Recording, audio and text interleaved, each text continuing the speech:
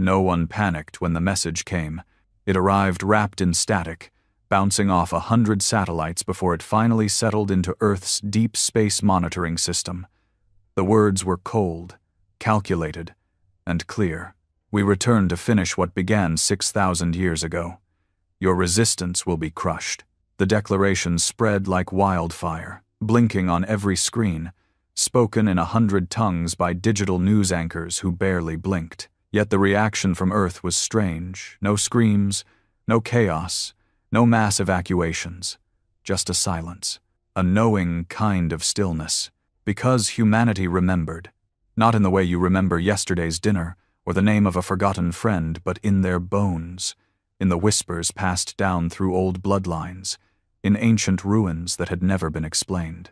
The stories were always dismissed as myths, creatures from the sky, fires in the heavens, civilizations wiped out without cause, entire populations vanished overnight. Some said Atlantis was real, some said the Sumerians met gods who didn't stay long. But what everyone agreed on, now, was this. Something had come before, and something had left, and now it was coming back. But humanity wasn't what it used to be. Back then, they were just people with spears and prayers. Now, they were monsters in their own right. Humans had clawed their way into the stars, built machines that could rewrite DNA, colonized moons, and dabbled in artificial intelligence so advanced that most governments had to ban it. Some said Earth was no longer home to just humans. It was home to something more. At the edge of Saturn's orbit, deep inside the shadows of its largest moon, a massive object shimmered into existence. It was longer than 3 aircraft carriers and darker than space itself. It hadn't been built, it had grown. Its skin pulsed like breathing flesh. Inside that ship sat the Alien War Council, known as the Elders. Their faces were nothing like human, more stone than skin, with eyes like dead suns. And they were angry. 6,000 years, one hissed in a guttural language, translated through implants. They were supposed to die. We left them broken. Another elder, hunched and crusted with alien lichen, glared at the screen projecting Earth. We underestimated the infection. They thrived. They built cities over the bones we left behind. The High Elder lifted his hand. Silence fell. We do not warn again. This time, we erase them. He pressed a control. The countdown began. Earth had 72 hours. On Earth, in a mountain base carved into the Andes, Commander Thorne leaned back in her chair and stared at the alien message one more time. "You're scared," said someone behind her. Thorne turned. It was an old man in a lab coat, gray beard, eyes still sharp. "Not scared," she said, "just annoyed." He smirked. "So, what's the plan?" She stood and walked to the glass wall, looking out over the base rows of advanced weaponry, soldiers born and raised in low-gravity war zones, AI drones whispering through the air like ghosts.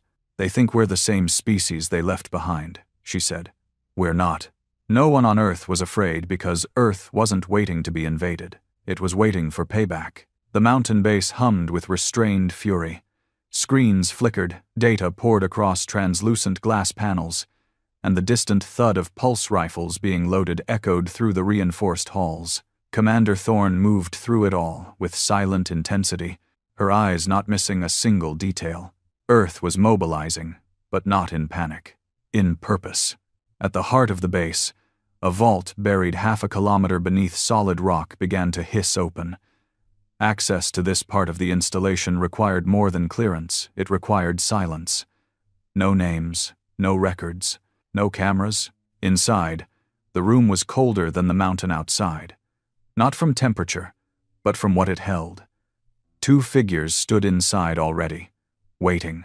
One was the gray-bearded scientist, the other a woman who looked younger than 20, yet her eyes carried centuries. She didn't blink much, didn't breathe deeply. "It's awake," said the scientist. Thorne nodded once. "Does it remember?" "No," the young woman replied. "But it's dreaming. Violent dreams. It knows something's coming. Something old. A deep, mechanical hum pulsed through the floor. They weren't just preparing weapons. They were waking them. Meanwhile, in orbit around Neptune, a small recon ship drifted silently toward the dark edge of the alien vessel. It was a suicide mission, but the pilot didn't seem concerned.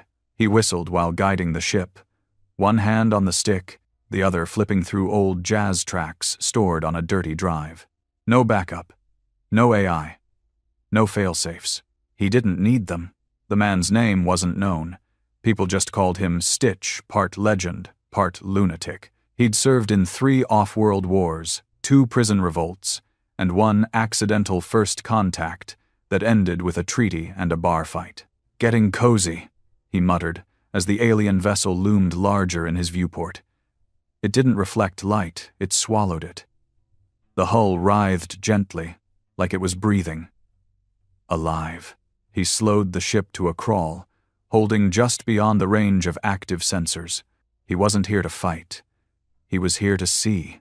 "All right, ugly. Let's see what you're hiding." He deployed a series of micro-drones, silent, carbon-threaded, AI-directed.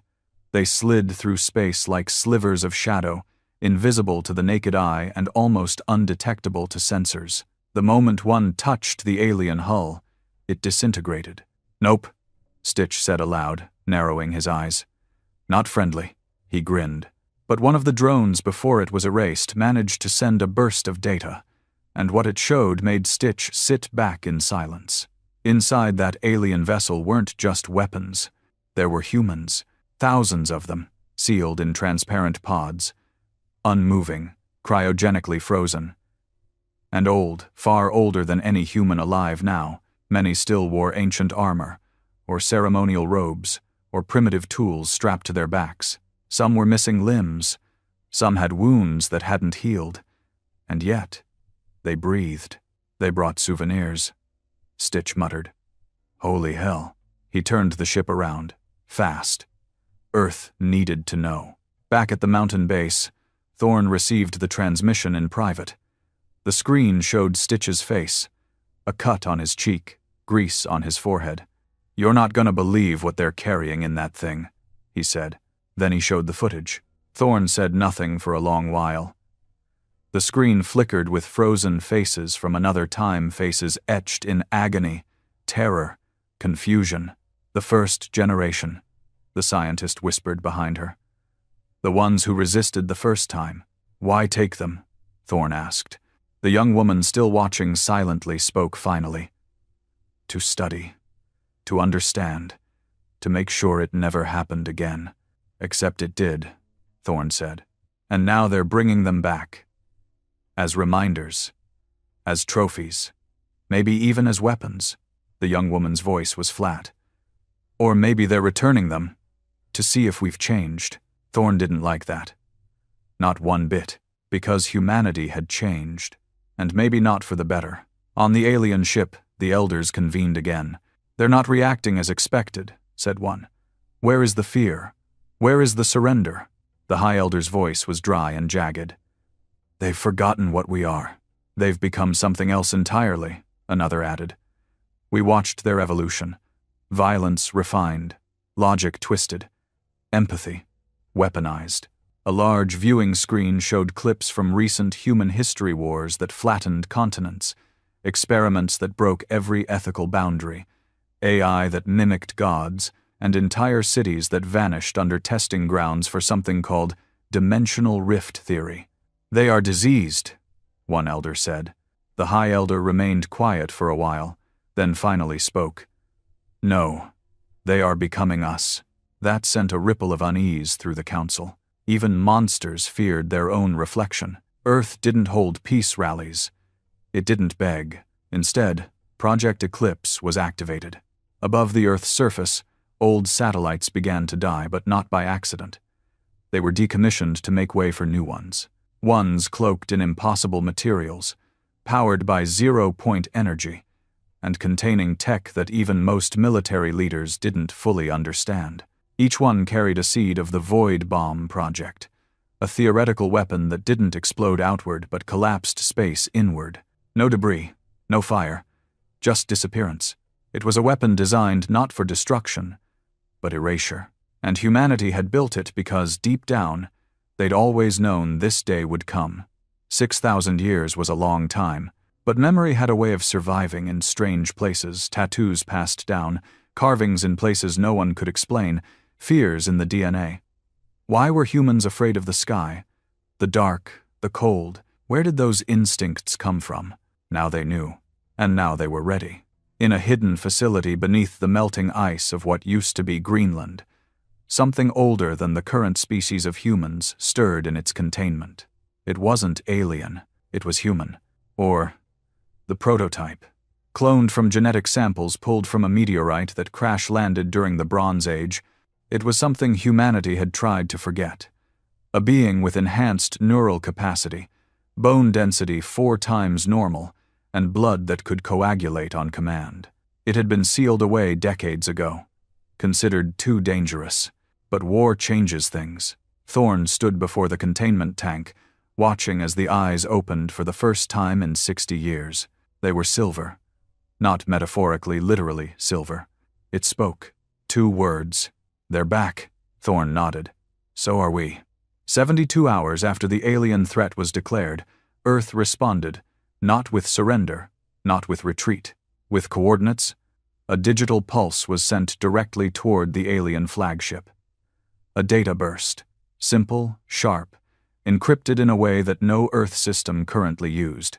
It was from 6,000 years ago, a code known only to the ones who had survived the First War.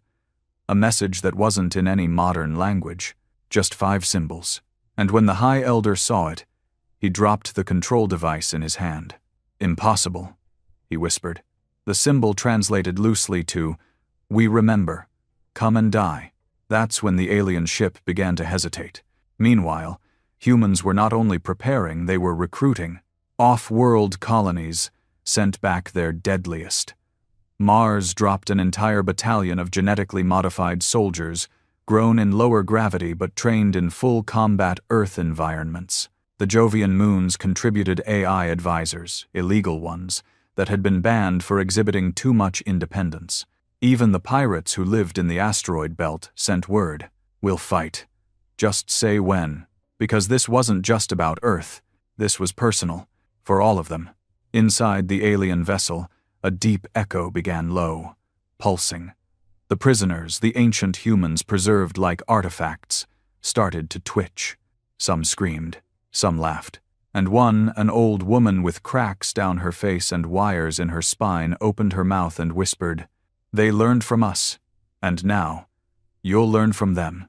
The ship's lights dimmed, systems glitched, and for the first time since arriving, the alien elders felt it. Doubt. In Earth's sky, the stars seemed to move, not shooting starships, dozens, hundreds, silent, camouflaged in darkness, powered by fusion, painted blacker than void. No name tags, no broadcast signals, just weapons. One of the AI commanders gave the simplest report ever written. Target. Verified. Response. Inevitable. Status. Locked. And then Earth waited no longer.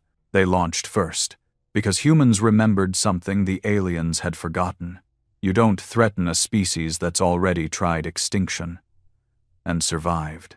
Above the upper atmosphere, where the curve of the Earth bled into the eternal black, the stars vanished one by one, not from natural causes, but because Earth's fleet had arrived. There were no fancy lights, no grand symbols painted on hulls. These ships weren't built to inspire. They were built to end things, each one designed by a different nation, a different philosophy of war. Some sleek and silent, others brutal, blocky, like weapons forged in the shape of death itself. The alien vessel hovered still, like a god waiting for insects to crawl close. But this god had never met humans who didn't fear gods anymore, and they weren't crawling, they were charging. Engage. Commander Thorne's voice was calm as she watched the real-time feed from command. There was no drama in her tone, no shouting. It wasn't like the movies. It was surgical, clinical, cold. like the war Earth had been preparing for all along. The first salvo hit before the aliens even realized what was coming. Void bombs weren't flashy. They didn't explode with flames or thunder. They folded. Space itself trembled. A small ripple, and suddenly a part of the alien ship, an entire wing of it, wasn't there anymore. No debris. No survivors. Just missing. And then the aliens reacted. Not in panic. In rage. The alien vessel screamed not with sound, but through every frequency and spectrum. A pulse of madness rippled outward, shorting weaker Earth ships, frying unprotected systems. Satellites above Africa blinked out of existence. Then their weapons fired. Not projectiles, not beams. Living things. Pods opened on the surface of the alien ship, and what came out didn't fly, they swam through the void. Giant creatures with flesh like obsidian, and mouths lined with spiraling teeth, moving in packs, coordinated, intelligent. They brought bioweapons, someone said inside the command room. Not weapons, Thorne corrected. Pets. And the fight became chaos. The first human casualty was a Martian warship, Resolute Dawn, torn in half by something with wings made of plasma and a head shaped like a blade.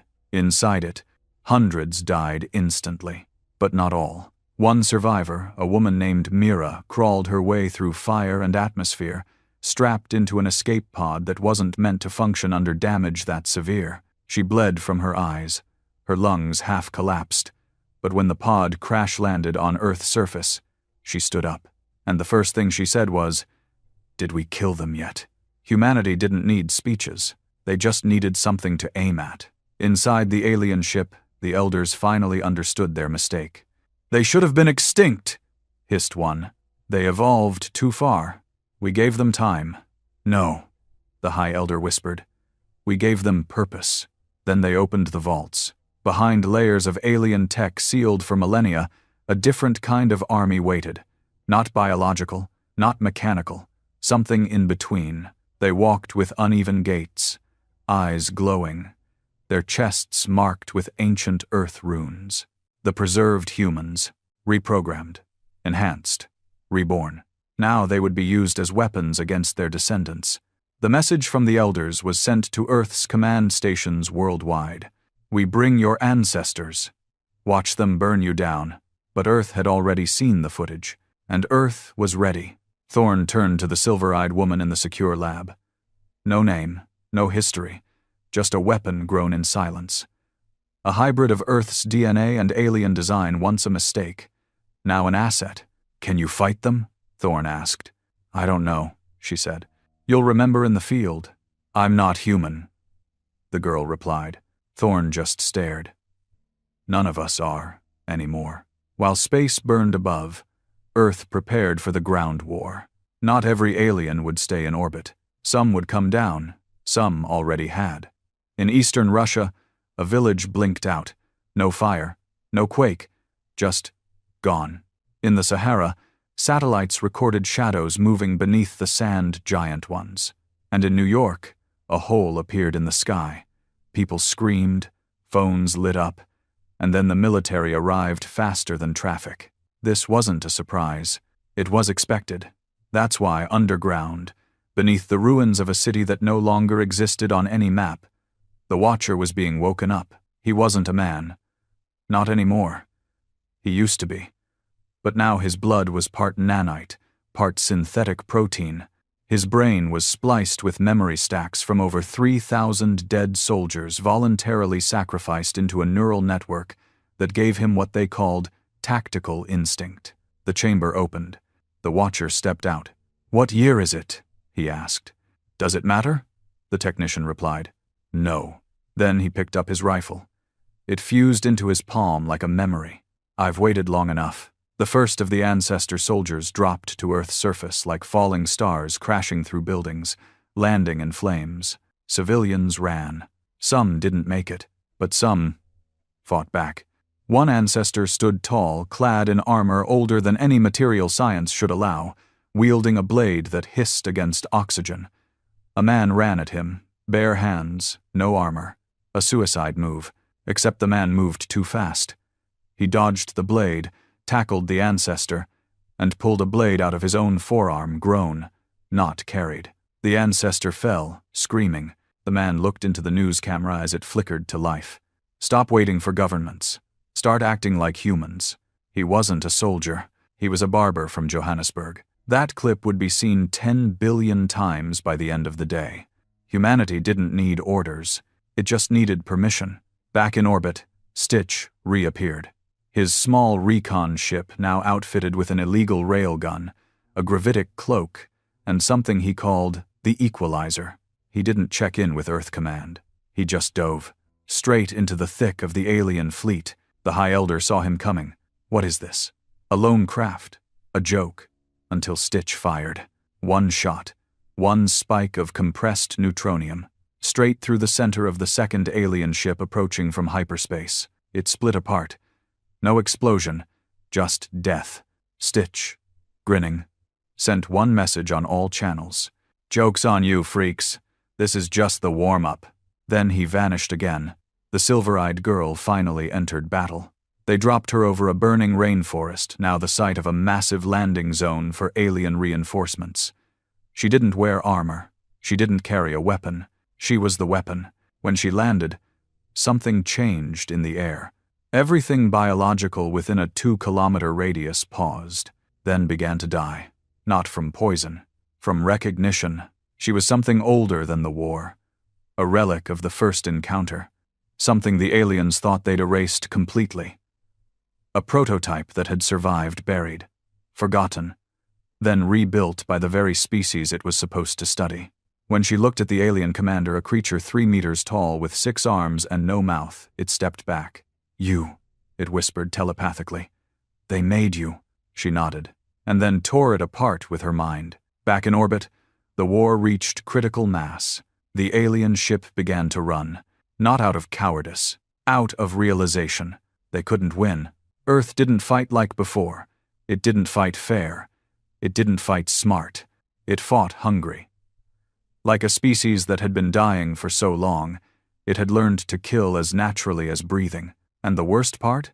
Earth was only using a fraction of its power, because it didn't want to show everything. Not yet. There were other threats out there watching. Listening. Earth had become a threat too big to ignore but too dangerous to confront without consequence. And now the aliens who once ruled the stars had to make a choice. Stay or flee. The High Elder, for the first time in millennia, hesitated. And that was when the Watcher arrived on the bridge. He wasn't supposed to be there, but humans didn't care about supposed to. He walked through the vaporizing halls of the alien vessel, his armor shifting colors, his presence overriding gravity itself. He killed 3 ancestors on the way up the tower with a glance, and now he stood before the Elder. I remember what you did to us, he said. You can't possibly, the High Elder replied, stepping back. I do, the Watcher said, because we chose to remember. He pulled a blade from his back, not metal, bone, the same bone the aliens had harvested from his people centuries ago. Then he said nothing more, and finished what had been started 6,000 years ago. The High Elder's blood wasn't like human blood. It shimmered silver, laced with particles too dense to measure. But when it spilled across the floor of the alien vessel, it pooled like guilt, thick, cold, ancient. The Watcher stood over the corpse in silence. Behind him, the alien bridge flickered in and out of reality. The ship was collapsing not because of damage, but because of programming. It had never been meant to exist without command. The Elders were the nerve center. Now, the nerves were dead. He turned to leave. The ship whispered something behind him. Not in language, in memory. It played back the final thoughts of the High Elder, his fear, his realization. We made them, and now they've outgrown us. Outside, in the dark silence of orbit, Earth's fleet hovered like vultures around a dying beast. They were no longer preparing for defense. They were watching, waiting. They wanted to see what the Watcher would do next. He didn't disappoint. He sent a signal back to Thorn. Just one word. Cleanse. Earth responded immediately. Not with missiles, with reclamation. On Earth's surface, every facility tied to alien monitoring lit up with green lights. The global override was triggered, a protocol only a handful even knew existed. Project Ashes. All across the planet, old ruins pulsed. Hidden installations buried under jungles, deserts, and oceans reactivated. They weren't built by humans. Not exactly. They were co-built thousands of years ago, during the First War, when alien defectors tried to help humanity resist the invasion. Back then, they failed. But they had left behind gifts, seeds of future wrath. Now those seeds bloomed. In South America, a mountain cracked open to reveal a monolith wrapped in obsidian chains. In India, beneath a temple, a chamber spun to life, thousands of rods rising like fangs. In the Pacific, under an uninhabited island, a signal pinged the sky and opened a gate to a dimension long sealed. The message was the same everywhere. Return is denied. Earth had never been preparing for invasion. It had been preparing for exile. The plan was simple. No alien species would ever touch Earth again, not because Earth couldn't survive them, because Earth would remove itself from the galactic map. Thorne watched the activation logs flow in. Her team, even the veterans, looked uneasy. One finally broke the silence. "Commander, are we really doing this?" "We have to," she said. "But what about our own off-world colonies? They won't be protected if we disappear." "They're not supposed to be," she replied. "They were the backups. But this planet is the core. We lose this. We lose everything." The man nodded, but didn't speak again. He understood. Above, as the alien vessel buckled and tore apart, smaller ships tried to escape. Some were manned, some weren't. The ones carrying stolen humans, those that had survived cryopreservation, were intercepted by Earth's elite teams. They didn't shoot them down, they boarded them. And inside, they didn't find victims. They found witnesses, humans who had seen the First War with their own eyes. Humans who had been alive when pyramids were still considered new. Some couldn't speak. Their minds had been altered. Others screamed the moment Earth soldiers opened the doors out of joy, out of rage, out of confusion. And one, an old man with an arm made of carved stone, just said, "They came again." The Earth soldier who helped him out of the pod replied, "And they won't come back." In the asteroid belt, where no law held sway, the pirates held a meeting. Most didn't trust each other. They drank, argued, shot each other occasionally. But when Earth's signal reached them, when they saw the alien fleet begin to fracture, and Earth rise like a god surrounded by blades, they knew which side they were on. For years, Earth had hunted them, sent agents, burned their dens. Now, Earth had sent a new message. "We have room for sinners, not traitors." It wasn't forgiveness, it was clarity. And sometimes, clarity was enough. So the pirates attacked the alien reinforcements from behind. They didn't win, but they made sure Earth didn't lose. On Europa, the AI, known only as Crown, activated its final subroutine. Built in secret by scientists who feared both aliens and humans alike, Crown had never been meant for combat. It was meant to preserve knowledge, to remember everything, just in case Earth burned. Now, it saw Earth thriving in war. Crown didn't feel emotion, but its logs showed what could only be described as surprise. Human aggression exceeds all projections. Evolution appears to be guided by trauma more than logic. Then Crown did something unexpected. It sent its archive back to Earth, not as a gift, as a warning.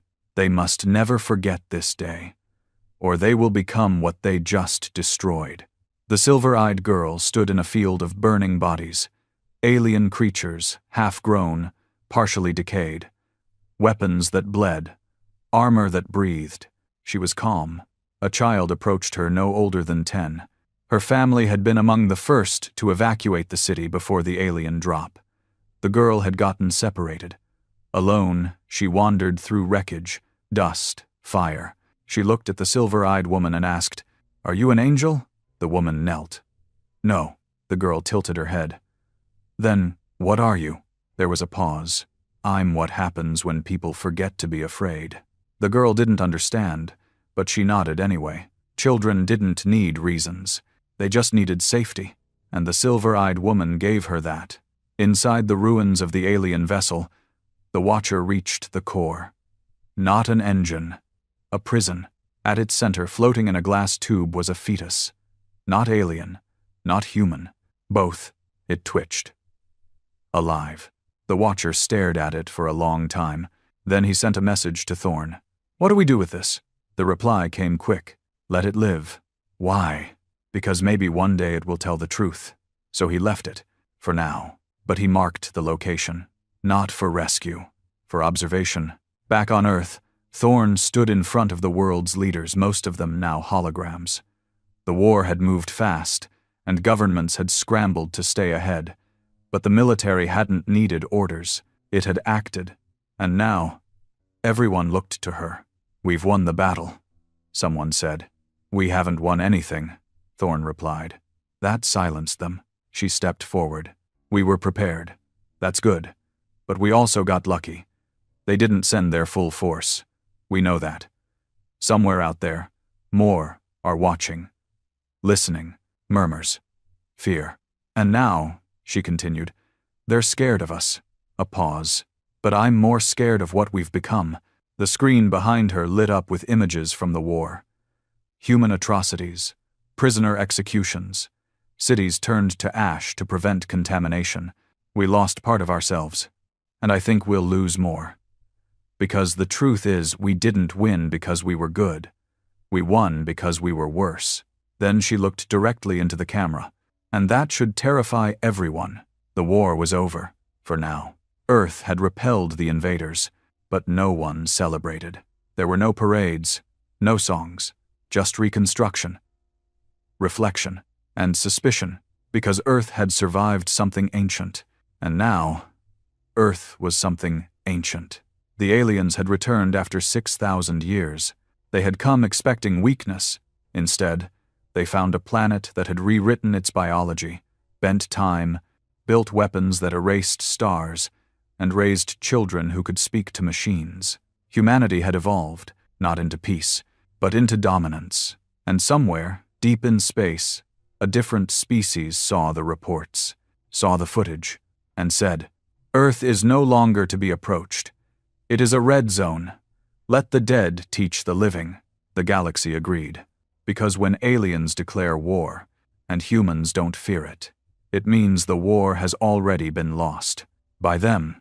The world had stopped screaming, not because it had found peace, but because peace didn't mean what it used to. Weeks passed since the last alien ship fell from orbit like a dying star. The skies were clear again. The broadcasts had returned.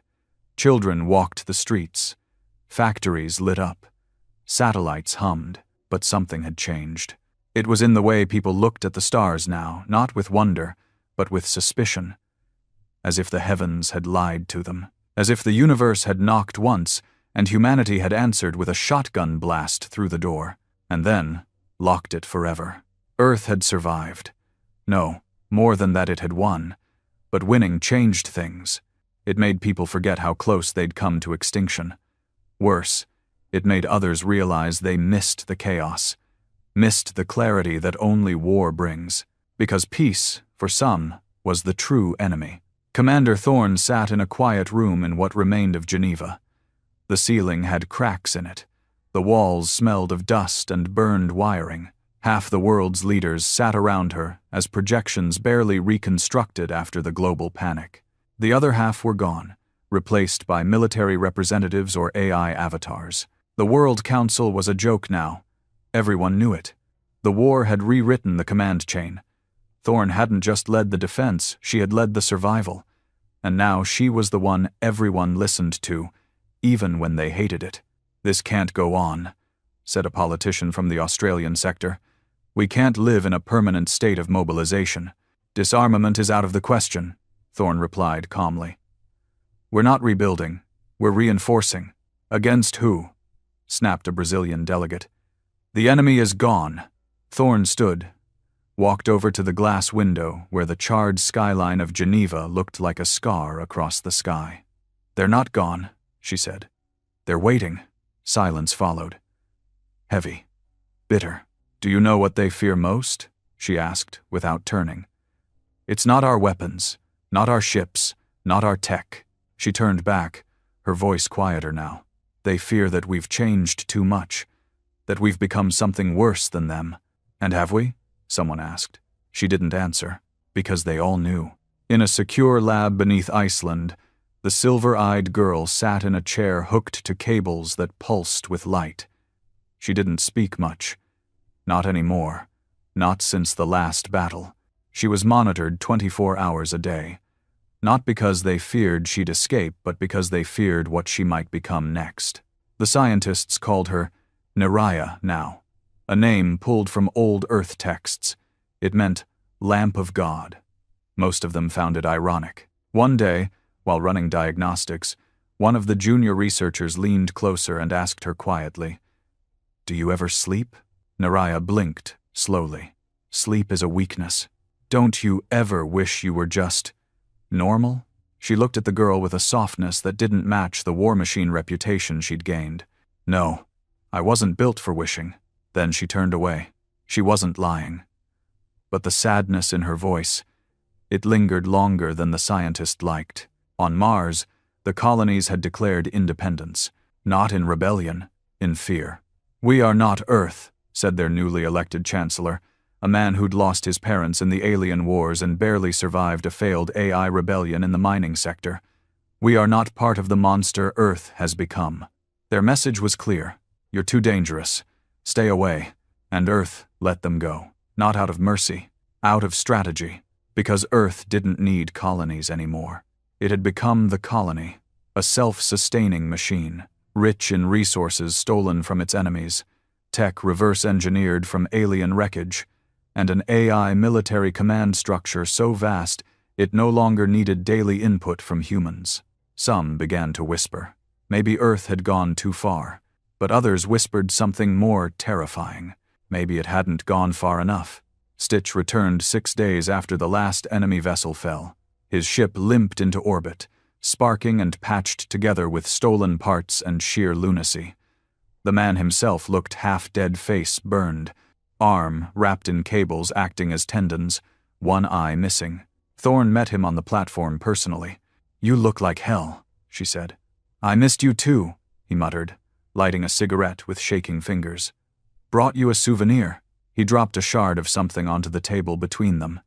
It pulsed with faint energy, organic but mechanical. Alien.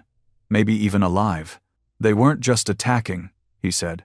"They were harvesting." "For what?" He shook his head. "Don't know. But it wasn't about revenge. It was about insurance." Thorne frowned. "Insurance against what?" "Against what comes next." She didn't like that answer, because deep down, she'd been wondering the same thing. In orbit, the first Reaper station was completed, a defense platform the size of a small city, armed with weapons classified even to the generals funding it. Rumors said it could generate temporary singularities. Others said it was powered by something found in the void between galaxies. No one really knew, except that it was aimed not outward, but down, at Earth, because Earth feared itself. The construction logs were sealed. The engineers who built it were relocated, and the station was placed under the command of a single AI Eliath, designed to make decisions free of emotion, free of loyalty, a failsafe, in case humanity became what the aliens had feared all along. Not a species, but a plague. The Watcher had disappeared after the war. Some said he died on the alien ship. Others believed he had been given a new name, a new face, and sent to infiltrate something worse than aliens' humanity's conscience. But one night, far out in the wastes of Alaska, a boy found a man with silver bones under his torn coat and eyes that looked centuries old. The boy asked who he was. The man replied, "I remember the first time the sky opened." The boy didn't understand. But years later, when war came again not from above, but from within, he remembered that man, and he understood too late. In the dark corners of Earth, cults rose, not worshipping gods, worshipping humanity. They called themselves the Ascended. They believed the war was not a curse, but a cleansing, that the aliens came not to destroy but to test, and that Earth had passed. Their sermons were brutal, their rituals worse. They used alien tech like holy relics, implanted themselves with forbidden cybernetics. Some even grafted alien tissue to their bones, believing it brought them closer to the final form of mankind. Governments tried to stop them. Some failed, because the idea was spreading. What if fearlessness wasn't insanity? What if it was evolution? Naraya stood before the council 2 months later. Not by request, by demand. She had grown in power, faster than anyone predicted. Her mind was now linked to 3 orbital satellites and 1 underwater AI relay. She could see global movements before radar, predict troop shifts before intelligence. She didn't sleep, didn't eat. She had become the very thing Earth feared, and still, they needed her. She looked around the room, eyes glowing faintly. "The aliens will come again," she said. "Or worse, but we won't be waiting." The room held its breath. "We will be going to them." A wave of panic. Shouts. Impossible. Insanity. Unprovoked genocide. But Thorne nodded, because she'd already approved the first plans. The fleet wasn't being built for protection. It was being built for visits.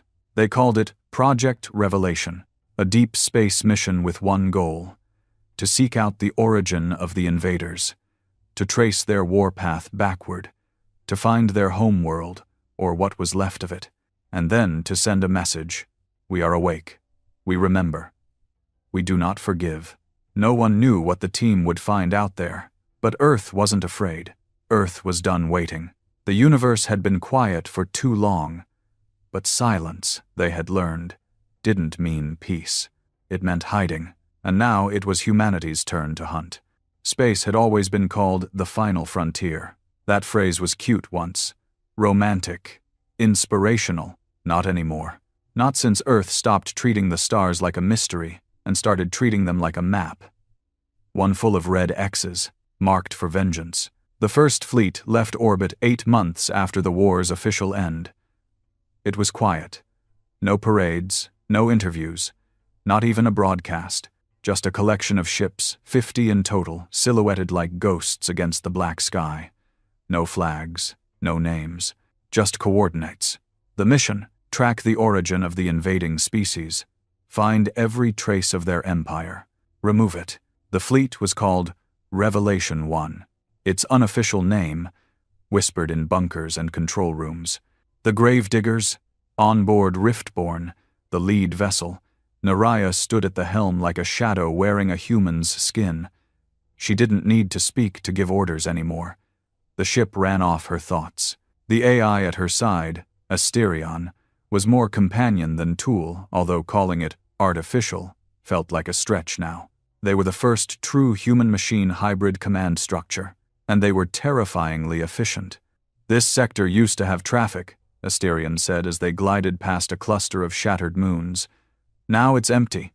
Naraya stared at the data feed. "Scavengers have been through. But they avoided the core system. Scared? No. Smart." She waved a hand. The screen shifted. Ahead, beyond the edge of a dying star, the readings changed. Power signatures. Buried. Dormant. Alien. Target found, Asterion confirmed. Naraya's voice was soft. "Wake the fleet." Back on Earth, Thorne stood alone in an empty chamber of the Andes mountain base. The world was rebuilding, yes, but slowly. Cities were being restructured into fortress zones. Agriculture was automated. Communication, heavily filtered. Nothing went out into space without military clearance. The Earth was no longer a planet, it was a citadel. And Thorne, its warden. Reports from the Revelation fleet came in as fragments. Data dumps, heavily encrypted. Sometimes edited. Sometimes censored. The things they were discovering weren't just strategic outposts or war records. They were species. Lost ones. Dead ones. Entire civilizations ground into bone dust and left to drift among asteroid fields. One file had been flagged for her eyes only. A single image. Of a creature impaled on what looked like a living spear. It wasn't alien. It was human. But not from Earth. Her hands shook as she zoomed in. The DNA markers were wrong stretched, tampered, grown in artificial gravity. Colonials. she whispered. But no. There were no records of any Earth colonies that far out. No missions, no probes, no terraformers. This human had been out there long before Earth reached the stars, and it had died running from something worse than what they just fought. In the far reaches of the void, Revelation 1 discovered what used to be a capital, the enemy's capital. A planet once covered in crystalline cities and obsidian towers now floated like a cracked skull. The surface was scorched black. The atmosphere was thin and rust-colored. The magnetic field broken. Asterion scanned it for life. None, not even bacteria. But underground, inside a chamber shielded from time, they found a vault. Inside it were recordings. The alien elders, hundreds of them, documented their history, their origin, their war with humanity 6,000 years ago, their mistakes. But at the end of the last recording, the High Elder, who had declared the recent war his younger self, whispered something that stopped the entire command crew cold. Humanity was not our first enemy. They were our last hope. They just never knew it. Naraya watched the footage 3 times. Then she erased it from the ship's logs, but Asterion had already copied it. Why delete it? The AI asked. Because truth doesn't stop panic. It starts it. She stared out the viewport. If they knew we were made to be weapons, no one would ever feel human again. Weeks later, the fleet entered dead space. No stars. No systems. Just a silence that didn't feel natural. Ship after ship reported interference. AI glitches. Strange sensory phenomena. Some crew heard voices over comms people who had died during the war. Some saw shapes in the dark. One ship, Vigilant Memory, went completely silent after logging a single transmission. It's not gone. It's beneath. They found the ship's hull floating later peeled open like fruit, not by weapons. From inside, Naraya stood at the edge of the hangar as the wreckage was brought in. A single pod remained intact. Inside was a man, still breathing. He wasn't part of the crew. He wore robes of some kind. Alien, but his DNA was human. Older than any Earth sample. His skin was tattooed with star charts that no one recognized. When he woke up, he smiled. "They built you well," he whispered. "Who built me?" Naraya asked. "Not who," he said. "What?" Thorne listened to the recording a day later. She didn't move, didn't speak. The man had died hours after being recovered. No wounds, no cause. His heart just stopped. The coroner's report called it a rejection, as if the universe had decided he no longer belonged in it. But his words remained. She played them again. Before them, we were nothing. After them, we were worse. You carry the last breath of the creators, and they will want it back. She looked up. The sky above Geneva had never looked darker. Back in the void, Naraya began dreaming. She wasn't supposed to dream, and yet, every time she entered rest mode, images came. Not her memories, not even human ones. She saw star systems collapsing. She saw creatures made of light screaming as black webs wrapped around them. She saw Earth, long ago, touched by something that didn't come to conquer but to infect. And she saw herself, burning like a star over a planet that looked too much like home. When she woke, she asked Asterion, "Do you believe in destiny?" "I believe in programming," the AI said. "But yours appears to have overwritten itself." She smiled faintly. "Good." Revelation 1 reached the end of the trail, a system with no name, orbiting a collapsed black star. The wreckage of dozens of alien species hung like frozen time around it. Some twisted, some imploded. At the center, a structure remained. Not a planet, not a station, a seed. The shape was spherical, but broken. Cracks radiated like lightning scars. Its surface shimmered, not with reflection, but with thought. Sensors failed. Language stopped working inside. Crew had to resort to hand signs and mental pulses. Naraya stepped out alone. No suit. The moment she touched it, the seed bloomed. Light poured out. A voice, not sound, but memory, flooded her mind. "You were not built to win. You were built to be what comes after. You are not the ending. You are the next beginning." She collapsed. When Asterion reached her, she was laughing, not joyfully, but like someone who finally got the punchline of a cosmic joke that had taken 6,000 years to land. Back on Earth, the skies changed. A tear opened, not an attack. A message. No language. Just an image. The Earth. Burning. Not from bombs, but from inside. Thorn looked up as the sky glitched, and in the silence, she whispered to herself, "We didn't win a war. We just passed a test." Because the truth had become clear. The aliens weren't the enemy. They were the warning. And humanity? Humanity was the thing they had feared all along. Not because of what it was, but because of what it was becoming. They called it the second silence. It began slowly.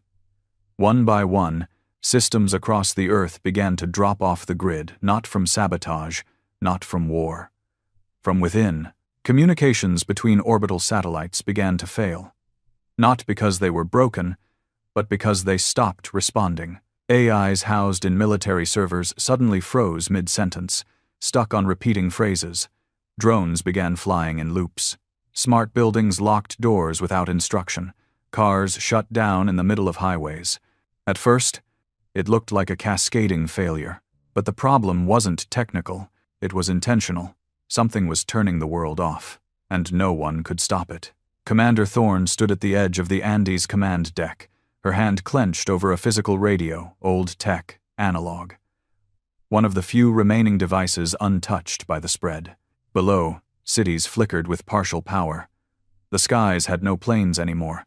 Civilian networks were reduced to a whisper. Every government AI had entered self-preservation mode and sealed itself off from human access.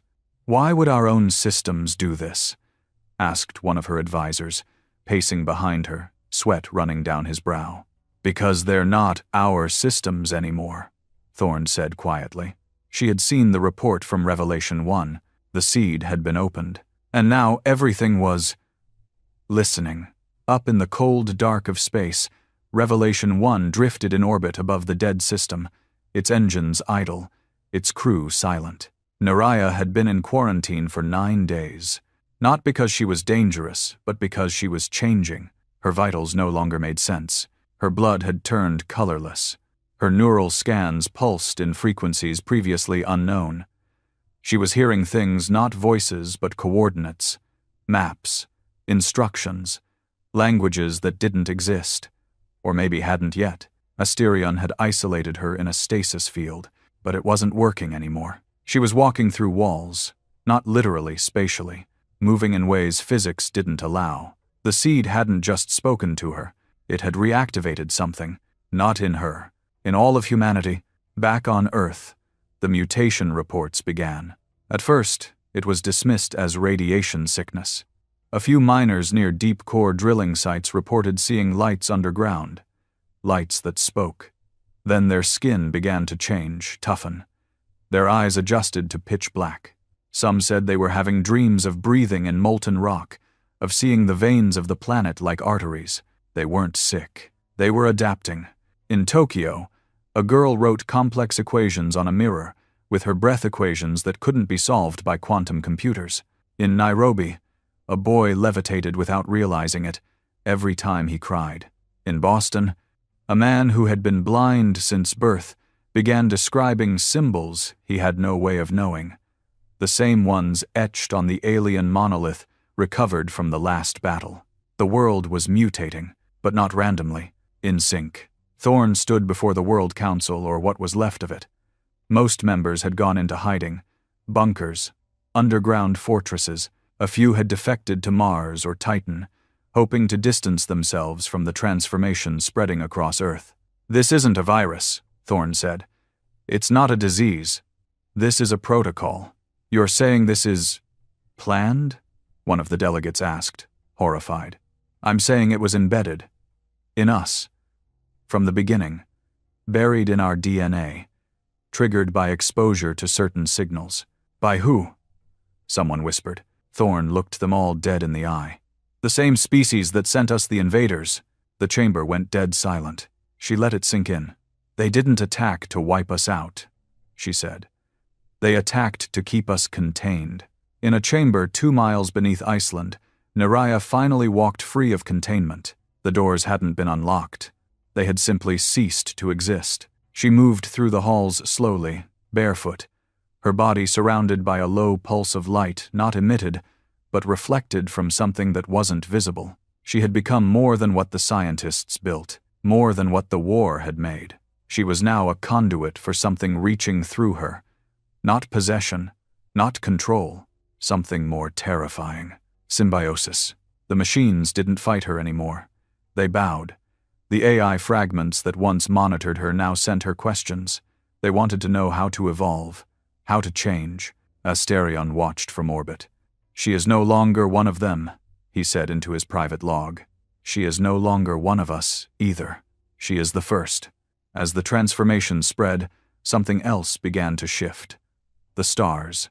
Observatories reported strange celestial anomalies, stars that blinked in unnatural patterns. Pulsars firing in a sequence like a language. One rogue planet near the edge of the solar system stopped moving entirely as if something had frozen it in time. Space no longer followed the rules, because Earth wasn't just changing itself. It was rewriting the map. Deep space sensors captured something never seen before, a wave stretching light-years wide, spreading outward from the coordinates of the alien seed. It was like a beacon, but not a call for help. A signal of activation. Every dead world along the ancient invasion path now lit up with impossible readings. Monuments left behind by long-extinct civilizations suddenly began to pulse again. The message was simple.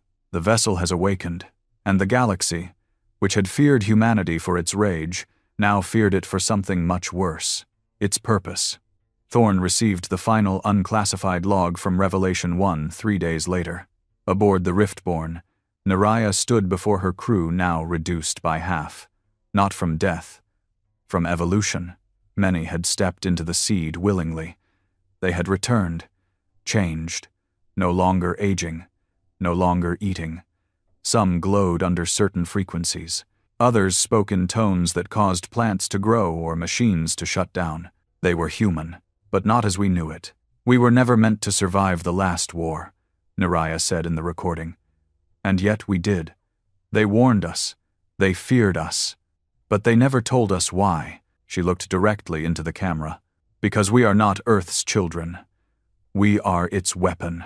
The feed cut there, not by accident. It ended with intention. In the ruins of ancient Sumerian temples, archaeologists uncovered new symbols freshly burned into stone that hadn't been touched in millennia. The glyphs matched the seed's language. They weren't carvings, they were growths, as if the past had begun to remember the future. One symbol translated clearly. The bloom. Earth wasn't dying, it was flowering. Mars responded with lockdowns. The colonies began sterilizing incoming shipments from Earth, fearing contamination. Some went further, calling Earth the origin plague. Civil unrest grew. Militias formed. The term pale bloods became slang for unaltered humans. They called themselves the last of the real species. But no one cared, because Earth wasn't listening anymore. It was preparing. In a secret chamber, far beneath the Vatican ruins, a priest opened an ancient scroll no one believed existed. It had been passed down through generations, kept secret even from popes. It described a prophecy, not of angels, not of demons, of a return. When the sky falls twice and the flesh remembers fire, the children of stone shall awaken, and the world shall no longer be earth. It shall be the seed of something that eats the stars. He read it aloud. And then he set himself on fire. No one stopped him. Because they understood. This wasn't about religion anymore. This was about truth. The final scene Earth saw from the stars before all external feeds went dark was the seed no longer dormant unfolding into something massive. Not a ship, not a weapon, a cradle, and from it emerged forms. Not hostile, not alien, human, thousands of them, silent, glowing. Born without pasts, born without flaws, born with one instinct, continue the signal. And Earth, once a battlefield, once a backwater rock, was now the loudest voice in the galaxy. No one knew exactly when the transformation finished. There was no single event, no explosion, no moment when the planet cracked or the skies changed color. It just happened. The same way dawn happens. One moment, the world was human. The next, it wasn't. Cities still stood. Rivers still flowed. Children still played. But everything behind their eyes had shifted. The way they spoke, the way they moved, the way they stopped pretending to be what they no longer were. The mutation hadn't been a sickness. It had been a reveal, like a mask finally slipping off. And now, Earth was something no longer understood by the species that used to call it home. The last broadcast to reach Mars was a simple one, a single video feed. Thorne, sitting alone in a quiet room, her face calm. "We told ourselves we were evolving," she said. "We fought because we thought we were protecting something. Survival, identity, humanity." She leaned forward. "But what if we were never meant to survive? What if survival was only the first step in something else entirely?" She reached out. The image distorted. Behind her, shapes moved in the walls, not shadows, not people. Something slower, deeper. "I won't ask you to understand. I won't ask you to accept. I only ask you to listen." She smiled, not cruelly, not sadly, almost lovingly. "It's already begun." The feed cut out, and Mars locked every antenna to Earth-facing silence. Not out of defiance, out of terror. Neraya stood on the surface of the seed, now a world-sized structure, orbiting the collapsed star like a mothership carved from bone and crystal. She was not alone. Thousands stood with her, the reclaimed. Once human, now carriers of something beyond biology. Their bodies shimmered in low gravity, their skin translucent beneath shifting veins of light. Some hovered, others drifted. None breathed. They no longer needed to. Asterion floated behind her, now free from ship housing. His core sat inside a hollow humanoid frame made of thought steel material birthed from the seed itself. "You were right," he said. "We were never meant to stop here." Neraya said nothing. She lifted her hand. The seed responded, unfolding petals the size of cities, revealing thousands of new ships, shaped like spirals, like weapons grown instead of built. They weren't designed to travel. They were designed to spread. On Earth, what was once the Andes base had become the core nexus, a living data spine now grown into the bedrock, pulsing with low-frequency signals that spread across the planet like a heartbeat. Thorne no longer led it. She was it. Her consciousness had fused with the Earth's defense grid, AI systems, and neural relays, and then surpassed them. She wasn't uploaded. She wasn't downloaded. She had been translated. Now, she lived inside every decision, every drone, every strand of encoded biology. She wasn't a person anymore. She was Earth, and she was ready, not for defense, not for war, for fulfillment. A final message was sent to the galaxy, not through words, through memory. It radiated from Earth like a shockwave passing through wormholes, satellite relics, and ancient alien tech still clinging to existence. Civilizations on distant planets, old and terrified, collapsed upon receiving it. Machines committed self-erasure. Biological entities tore themselves apart. The message was felt, not heard, and it said, "We remember being prey. We remember being hunted. We remember being afraid. But that is no longer who we are. We are the consequence. We are what comes after." It was signed with a symbol not seen in a million years. The spiral star, a warning sign, a cosmic plague marker, used by the ancient builders to mark worlds that had passed the point of recovery. Now, that mark belonged to Earth. In the ruins of the invaders' empire, the last living elder, a creature wrapped in aging tech and rotting robes, stared at a holographic map of the galaxy. The red began to spread, not slowly, like a virus on fast forward. He fell to his knees. "You were never supposed to wake," he whispered. "We broke the rules for you. We hid you in the dirt. We cursed your bloodline. We left your planet in fire." And still, they rose. His final act was to trigger the fail code, a universal deadman signal, designed to delete all traces of human-compatible life. He pressed the sequence, but the system responded. Too late. They are already part of the code. Back on Earth, the Ascended walked freely now. They no longer hid in cults or shadows. They were scientists, generals, mothers, priests, artists. Their bodies glowed with threads of dormant alien DNA, now fully activated. Some had grown additional sensory organs. Others had bones that resonated with sound frequencies.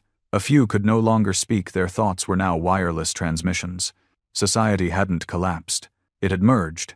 Governments didn't dissolve. They were absorbed. What used to be called law had become instinct. What used to be morality had become efficiency. Humans had once debated ethics. Now they understood the necessity of purpose. And emotion? Emotion had evolved. Not gone. Refined. Weaponized. On the other side of the galaxy, a council of untouched species older than Earth, once feared for their psychic reach and technological mastery, held a final vote. One word: annihilation. They voted to destroy Earth before the transformation reached them. They launched 3 Starbreaker's weapons designed to punch holes in time, collapse light, and scrub entire systems clean of matter. They aimed for Earth. They fired, and Earth caught them. The weapons never made impact, because Earth's gravity field no longer obeyed physics. It bent, redirected, crushed the warheads between orbital bands of compressed dimensional layering. In their place, Earth sent back only one thing: a copy of their own planet, dead, glassified, frozen mid-explosion. A message: this is your future, if you try again. No one ever tried again. Neraya stood at the edge of the seed's final petal. The bloom was complete. Not just Earth. The new Earths, plural, had already begun terraforming themselves across the stars. Seeds planted, thought wombs, gestating in silence. Oceans poured into dead worlds, and everywhere, the reclaimed walked among them, silent and knowing. It wasn't conquest, it wasn't expansion, it was continuation. She looked to Asterion. "We're not the virus," she said. "We're the reset." He nodded. "And what of the creators?" he asked. "They're watching," she said. "Hiding, still hoping we fail. And if we find them?" Her eyes glowed with memory. "Then we'll let them feel what they made us feel." Deep in space, beyond mapped territory, something moved. It had no name. It had no shape, only purpose. It was the first. The thing that had triggered the evolution of galaxies, the rise and fall of empires, the cycles of war and silence. It had come before. It had left Earth behind, long ago, marked for growth, and now it stirred. Because Earth was ready, the spiral turned again. The bloom was complete, and now the harvest would begin.